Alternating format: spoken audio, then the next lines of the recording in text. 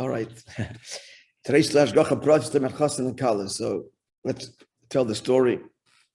So we're telling stories from Moishe Zellingold, the Shlich Minnesota. I just yesterday, if you have time to listen, I listened for a few minutes. It was very beautiful.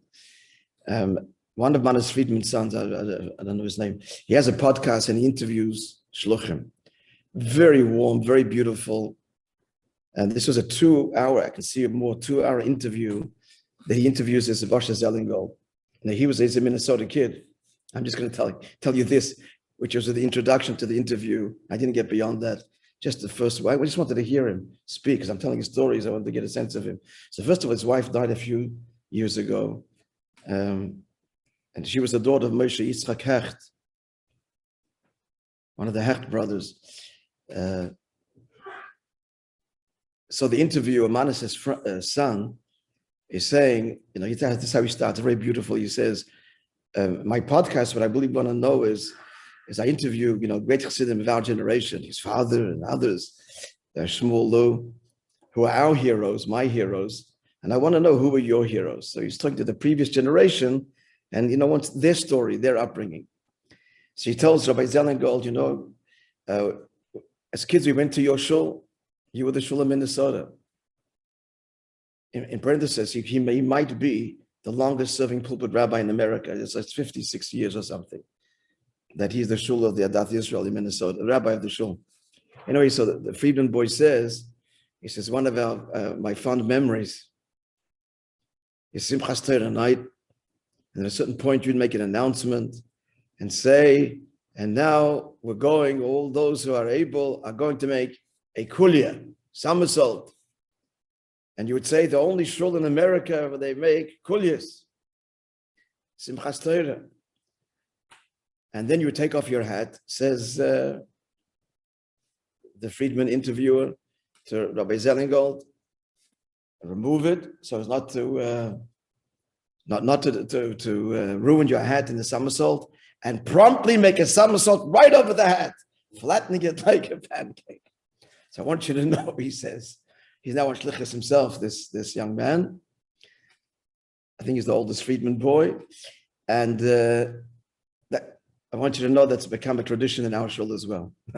So Zellingold says, he says, in that case, I'll have to change my announcement for Hakofas, or hope that no one has ever visited your shul, Hakofas Simchas Torah.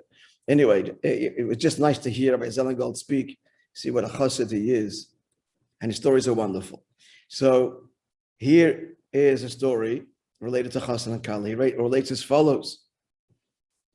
In those days, the custom was that if the Chassan, the Kala lived in New York, which was most often the case, for an American boy, 770 Bocher, most often, I shouldn't say that, but often. So the Chassan would go, where would he go? It's not healthy spiritually to be together from the time of the chas, being a chas and kala to the wedding. Discussion for another time. You're all married anyway, so where would the chassan go? He'd go to Montreal. That's what they used to do. The chassanim would come here from Montreal from the period they became a chassan until the wedding.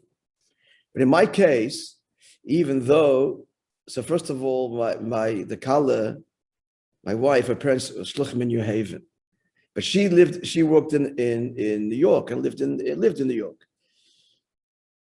So the day after we got engaged, my father-in-law asked the Rebbe in Yechidus if I should go to Montreal. That's the normal conduct. So the Rebbe said, in this case, not. He says, because Tzach, Tziragudas Chabad, needs him, because he speaks Chassidus in many places. So he's needed here. Exception, and also the trust, obviously, that he could be in the same city. And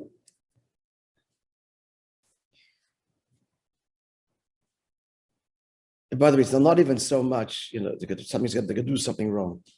That could also happen, and it could happen, it should happen, as it were. But it's not the time. I'm going to go into this now. Buddy, and friends, a whole life to build that. That's not now. It's really basically Emunah, Kabbalah, Soil. Hashem brought you together. You got the bracha. That's it.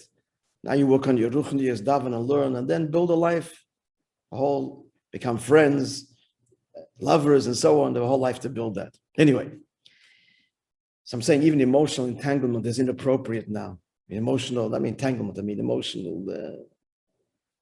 connection very deeply. Sounds crazy, but that's the healthy way to build a marriage. Anyway, here's the story.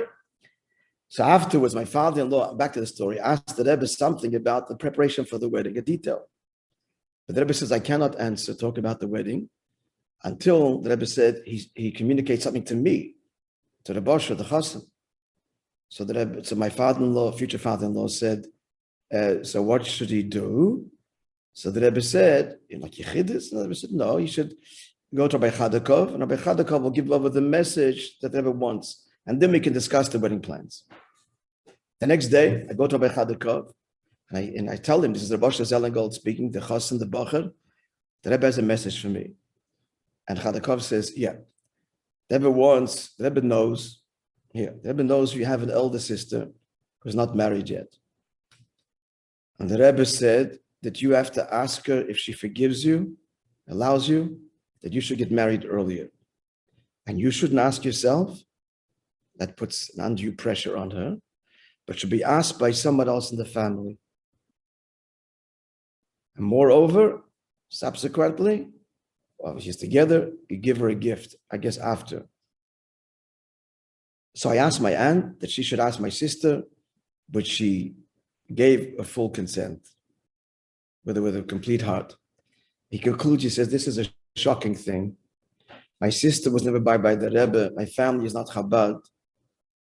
But the Rebbe would not speak to my future father-in-law about anything about the wedding until it was clear that my sister had given the full blessing. And even moreover, the Rebbe wouldn't speak to anybody about it. No, he wouldn't even bring that subject up to my father-in-law. The Rebbe wanted first the message to come to me. And moreover, I should give a gift, and the way that I should convey it should be in a way that doesn't pressure her from a family member. End of story. Just adds in brackets. A few months ago, this interview was recently, a few months ago, on the second day of Rosh Hashanah, my sister Rivka passed away. Against all sikuyim, against all odds. 3 hours after she passed away, she was on a flight to Yisrael. Within 24 hours, she was brought to rest. This was against all odds, because this was when Corona was in its full. So Baruch Hashem, he adds that, Baruch, may your memory be a blessing. So that is a story, another beautiful story from the Barsha Zelengel. My dear friends, have a wonderful day, and Be'ez Hashem, we'll see you tomorrow.